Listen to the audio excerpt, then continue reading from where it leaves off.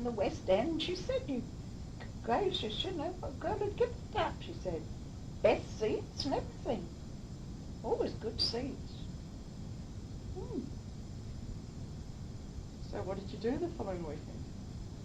Well, I tried to run both of them. Oh, well, I did it for a while.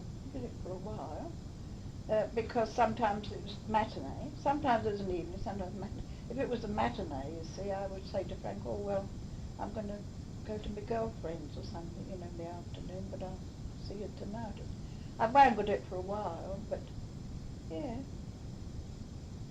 But they clashed up in the end. And had a few fisticuffs in the shop. Tell me about that. Well, I mean, it must have, I don't know. Oh, yeah. They were both ready to have a, you know, like a couple of cockerels. How did they know that the other was the rival? I mean, had you... Well, I suppose they must have, I think they both arrived at the same time. If I remember, I think they both arrived on this Saturday at the same time. I think the post office was open, I think perhaps Dad had arrived to perhaps change his book or say to my mother or say ask for me and say, look, I've got tickets or something. And Frank was there talking to me probably. I don't, you know, it's all quite vague. And then I suppose, you know, it all sort of came out or something. They're like a couple of cockerels, you know. Well, who started it? Well, when the my mother, Snapples. And then you see the big, you've got to choose.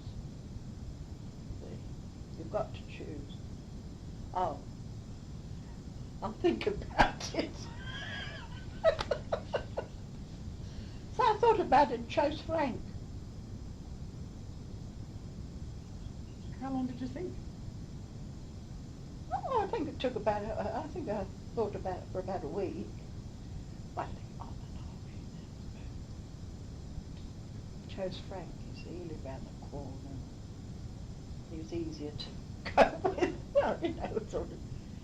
Yeah, so that was it. So Dad, sorry, very sorry, Frank, you know. Well, the next weekend when he came up, he came into the post office. Dad did. He was a bit drunk. My mother said, oh, that boy, she said, what have you done? She said, poor bloke, she said, a bit tipsy, she said, you look terrible, she said.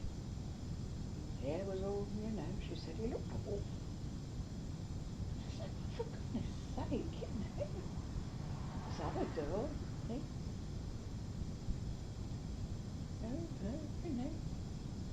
Oh, well, you can only choose from it, never mind. And I thought, oh, poor old devil, you know, he'd had, what he told me, he'd had a bit of a what's it upbringing,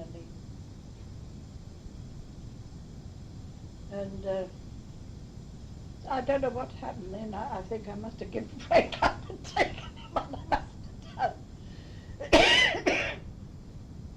Yes, you see, played on me, pity, love. And then Frank was the same. The next week after I'd given him up, he appeared in the post office with dark glasses.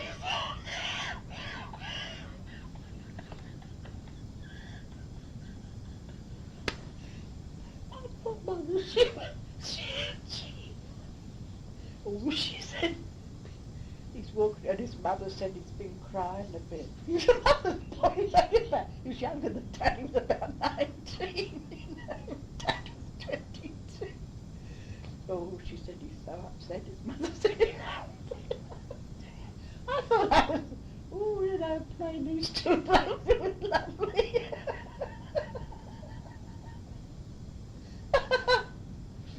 Did it bother you? Did it bother you? I don't think, I wasn't really sort of in love with either, you know, not really love, I know. No, I thought, oh, you know, some siren sort of.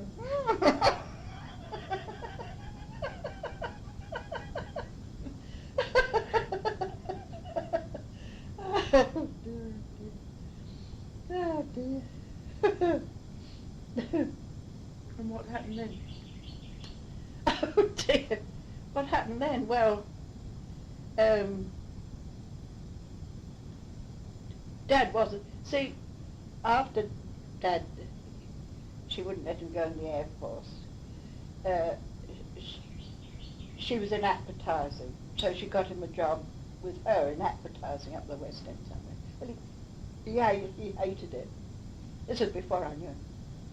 He hated it, didn't I? You know, office work. He hated it. So his father was the chief engineer of this big mental home in Dartford, a huge place, and he had a house underground and things like that. So he took Dad to work there. But I mean, it was neither fish nor fowl. His father was a skilled engineer, but Dad was too old for an apprenticeship as such, and there was just earning a wage. There wasn't. They ruined Dad's futures really, because he was a clever man, your father. He had a lot of brain, and you know, if he'd been given the chance, he would have done a lot more than he did do for himself. But so they never put him to. It gave him a good education, a very good education, and that was it. They didn't apprentice him or do anything, you know, sort of weird. But he was very useful to Auntie Jessie, because he was always a good mechanically minded dad. She had this car. He used to see to it for her. When he came up weekends, he'd go over the engine, you know, do a lot for her, that would cost her garage and things like that. Run errands and do things for her. He was very, very useful to her, and she knew it too. But because she was supporting him in lots of ways, he was in a cleft stick. And I got as mad as a hatter about that. You know, I got furious. And I said, oh, well, it's going to be anything in it and that sort of thing. I said, you jolly well have to do something and do something independent of Jessie. And you know, I said, because she's going to rule your life.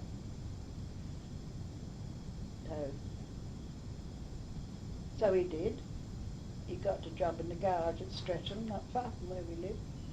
And he went into lodgings just up the road from us. But he ate with us. He just went up there, you know, he had a room up there to sleep. Bed and breakfast like. That's when the relationship got a bit further Well, on, yeah, obviously. yeah. What was his educational background? Well, he went to public school. What school was it? The same school as dear old Mrs. You know, the old lady you love so much. Bishop. Halley. The same school as Bishop Halley.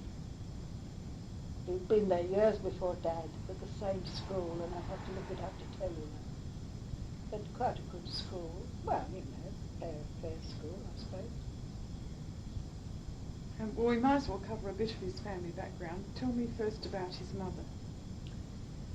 I know, no, I've only seen her once in my life, his mother. It was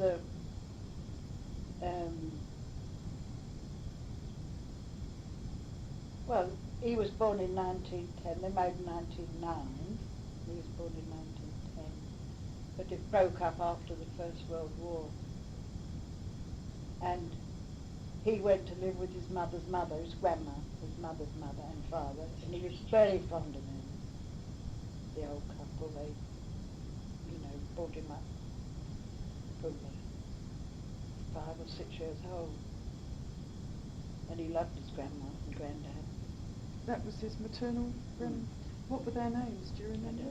I don't know. Oh yeah, well I'd have to look it up, but yeah, I've got a photo of it, I think, somewhere.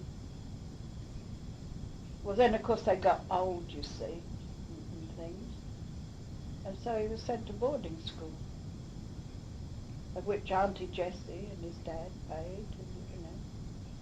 And what happened to his mother?